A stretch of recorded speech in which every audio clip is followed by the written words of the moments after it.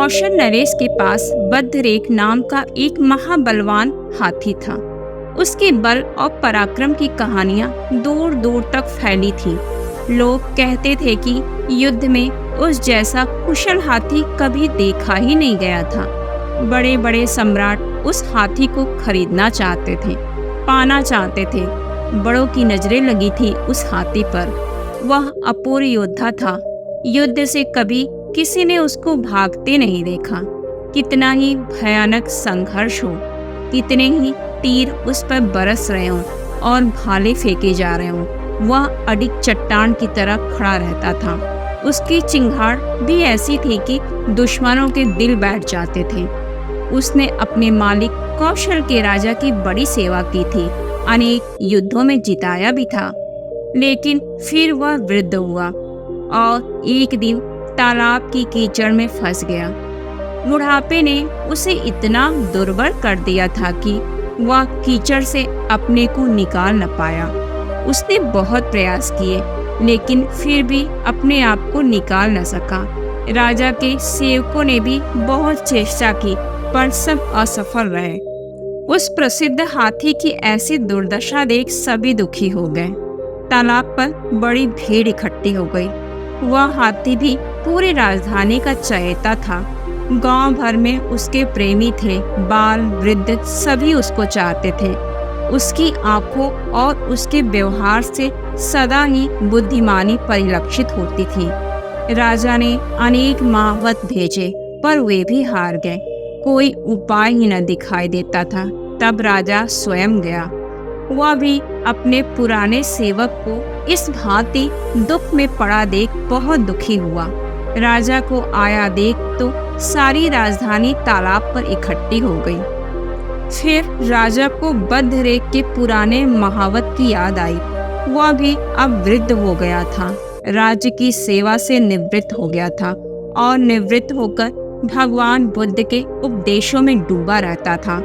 उसके प्रति भी राजा के मन में बहुत सम्मान था। सोचा शायद वह बूढ़ा महावत ही कुछ कर सके। जन्म जन्म का जैसे इन दोनों का साथ था, इस हाथी का और महावत का। बुद्ध ने अपनी कहानियों में कहा भी है कि तू इस बार ही इस हाथी के साथ नहीं है, पहले भी रहा है। यहाँ सब जीवन जुड़ा हुआ है। हाथी उसी के साथ बड़ा हुआ था, उसी के साथ जवान हुआ था, उसी के साथ बूढ़ा हो गया था। हाथी को हर हालत में देखा था, शांति में और युद्ध में, और हाथी की रग रग से वह परिचित था। राजा को याद आई शायद वह बूढ़ा महावत ही कुछ कर सके। उसे खबर दी गई। वह बूढ़ा महावत आया। महावत जब आया तो उसने अपूर्व हाथी को कीचड़ में फंसे देखा। वह हंसा, खिलखिलाकर हंसा और उसने किनारे से संग्राम भेरी बजवाई। युद्ध के नगाड़ों की आवाज सुन जैसे अचानक बूढ़ा हाथी जवान हो गया और कीचड़ से उठकर किनारे पर आ गया। वह तो जैसे भूल ही गया अपनी वृद्धावस्था और अपनी कमजोरी को। उसका सोया योद्धा जाग उठा और यह चुनौती काम कर गई।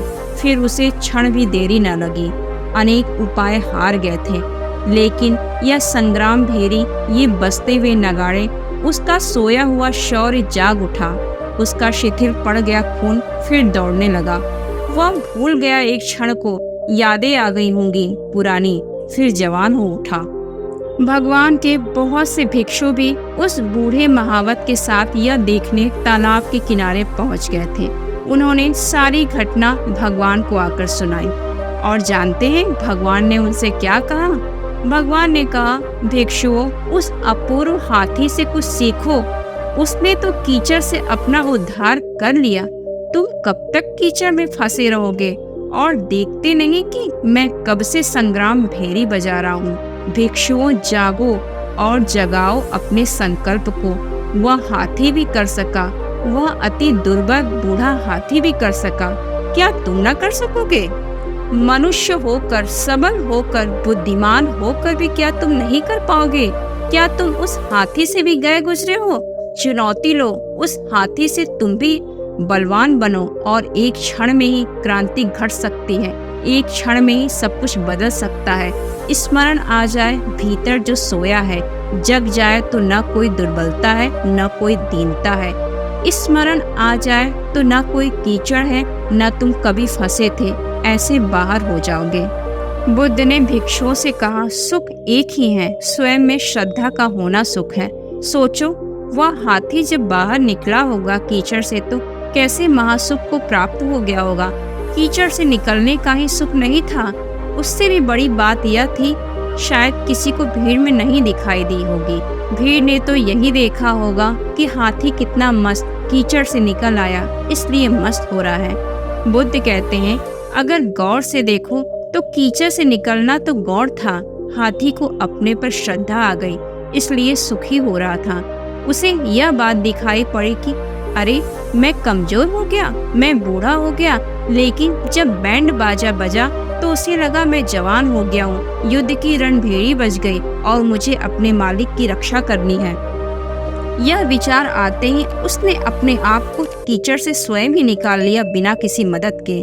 और जैसे हाथी कीचड़ से निकल आया, तुम भी निकल आओगे। चुनौती को स्वीकार करो। धन्य भागी है वे जो बुद्धों की चुनौती को स्वीकार कर लेते हैं और अपने जीवन को सफल बनाते हैं। तो दोस्तों, आज की हमारी प्रेरणादायक कहानी आपको कैसी लगी? अगर पसंद आए तो अपने दोस्तों को शेयर करना ना भूलें।